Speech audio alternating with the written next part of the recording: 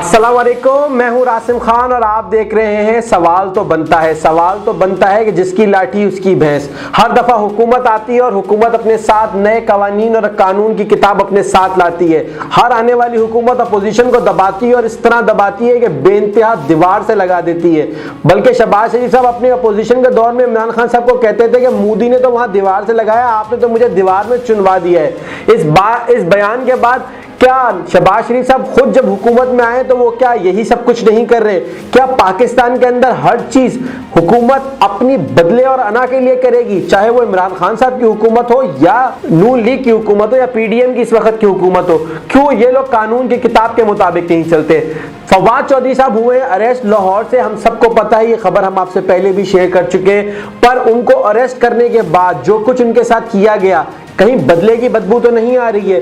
क्यों फवाद चौधरी साहब को मुंह पे कपड़ा डाल के हाथों में हथकड़ी लगा के पेश किया गया? मैं एक सहाफी हूं और अपनी बिरादरी के लिए भी यही चाहूंगा कि मेरा कोई भी आदमी अगर अरेस्ट होता है तो उसके साथ इतना क्रिमिनल्स और मुजरिमों वाला सलूक ना हो। वो एक लॉयर भी है, लॉ मेकर भी है और साथ में वो एमएनए भी रहे हैं, एक एंकर यानी मीडिया लाइफ भी उन्होंने गुजारी है। दूसरा, वो सियासत में बहुत एक्टिव है। पीटीआई के इस वक्त अगर मेन स्पोक्स पर्सन समझे जाएं तो वो इस वक्त फवाद चौधरी साहब हैं। पर उनके साथ जो कुछ इस्लामाबाद और लाहौर के अदालतों में होता रहा वो सब हमने देखा है। आज से कुछ साल पहले जब अपोजिशन में थी यही हुकूमत, तो वो ये कहती थी कि आप लोगों की बारी आएगी तो आप रोएंगे। क्या आप लोगों ने पहले ही सोच लिया था कि जब भी हम हुकूमत में आएंगे तो हम भी इनके साथ वही करेंगे जो इन्होंने हमारे साथ किया है? ये सब कुछ जो केसेस बनाना और सियासत के अंदर इंतकामी कार्रवाइयां, क्यों इन सब को छोड़ के आप लोग मुल्क की तरक्की, तामीर और इकोनॉमिक्स के ऊपर काम नहीं करते? मुल्क की माशी हालात बहुत बुरे हैं। पाकिस्तान में डॉलर कैप खत्म कर दिया गया है। क्या डॉलर कैप खत्म करने से हमारे माशी सूरत हाल ठीक हो जाएगी?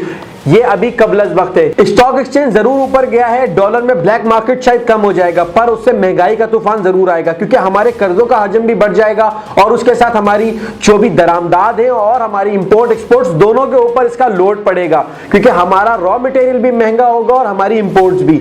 अब मैं आपको इसे भी बताना चाहता हूं कि इकोनॉमी को आज से अगर 6-7 महीना पहले जब इसाक डार साहब और मुफ्ता इस्माइल साहब के साथ रस्साकशी चल रही थी तो शायद उस वक्त वजीर खजाना ना बदलते हुए मुफ्ता साहब की पॉलिसियों को कंटिन्यू करते तो आज शायद इतने वर्स्ट कंडीशंस में हम नहीं होते। मुल्क में आटा नहीं मिल रहा, बिजली का बहरान है, गैस कहीं आने का नाम नहीं ले रही है। तो क्या पाकिस्तान इसी तरह चलाना और इसी तरह चलता रहेगा? मैं अपने पिछले व्लॉग में कह चुका हूं कि आवाम को भी कुछ करना पड़ेगा, पर सिर्फ आवाम को नहीं, अब मैं हुकूमत को भी कहना चाहता हूं कि हुकूमत को भी करना पड़ेगा। हुकूमत ने 70 वज़रा तो रखे हैं, पर उनके साथ असेंबली की आधी असेंबली फारिग कर दी है। अब ये जो आधी असेंबली का इलेक्शन 33-33 करके लगाएंगे और इलेक्शन करवाएंगे, इसका खर्चा कौन देगा? क्या पाकिस्तान एक बहुत अमीर मुल्क है जिसके अंदर कभी भी इलेक्शन कराए जा सकते हैं? गरीब आवाम की टैक्स का पैसा नहीं है? क्या हमें बिल्कुल भी दर्द नहीं आता?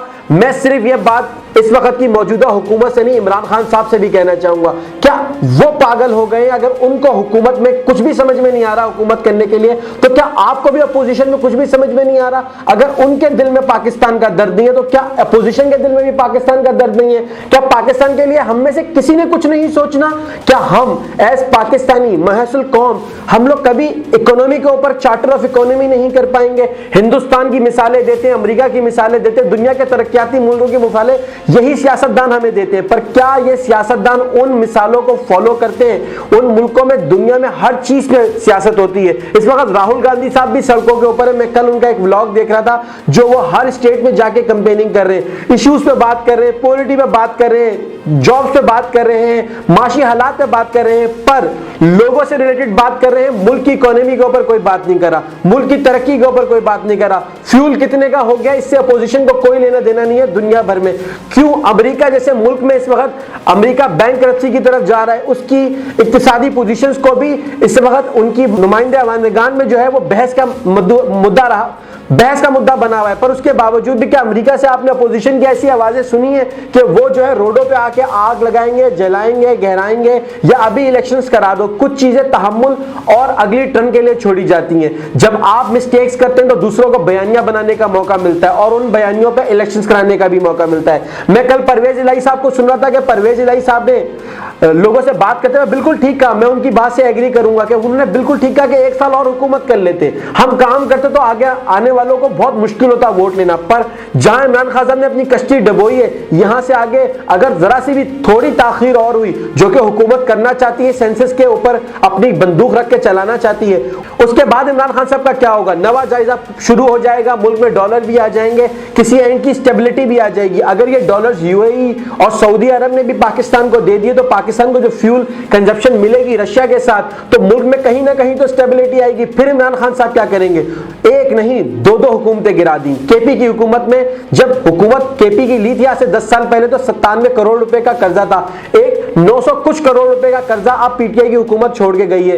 ये सारा पैसा कहां चला गया? कल अमीन गंडापुर साहब की एक ऑडियो लीक हुई है, अल्लाह अल्लाह अल्लाह, आप उस ऑडियो में जरा पैसों का हजम सुने कि एक एक्स एमएनए किस तरह से फंड मांग रहा है इस वक्त जाने वाली हुकूमत के बावजूद भी ब्यूरोक्रेसी से। क्या यही हमारा मुल्क है? क्या इतने ही पावरफुल है हमारे सियासतदान के वो हमारे टैक्स के पैसे का बिल्कुल कदर नहीं करते? मैं इसमें सिर्फ पीटीआई की बात नहीं करूंगा, मैं इसमें हुकूमत की भी बात करूंगा। इस वक्त हुकूमत जिस तरह चला रही है मुल्क को, वो कहते हैं हम एक एक पैसा बचाएंगे, हम एक एक पैसे का काम करेंगे। क्यों फिर इतने मिनिस्टर्स हैं, क्यों इतने एडवाइजर्स हैं? आप क्या सबको खुश रख के ही हुकूमत करना चाहते हैं? इस तरह पाकिस्तान कभी नहीं चलेगा और ना पाकिस्तान चल सकता है।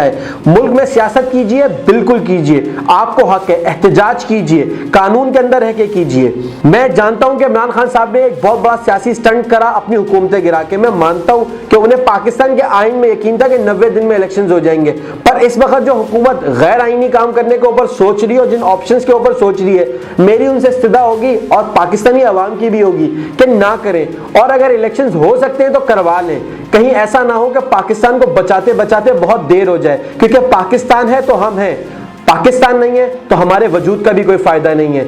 आपसे मुलाकात होगी मेरी अगले प्रोग्राम में एक नए टॉपिक और कुछ नई बातों के साथ। जब तक के लिए दीजिएगा मुझे इजाजत। अल्लाह हाफिज। पाकिस्तान जिंदाबाद।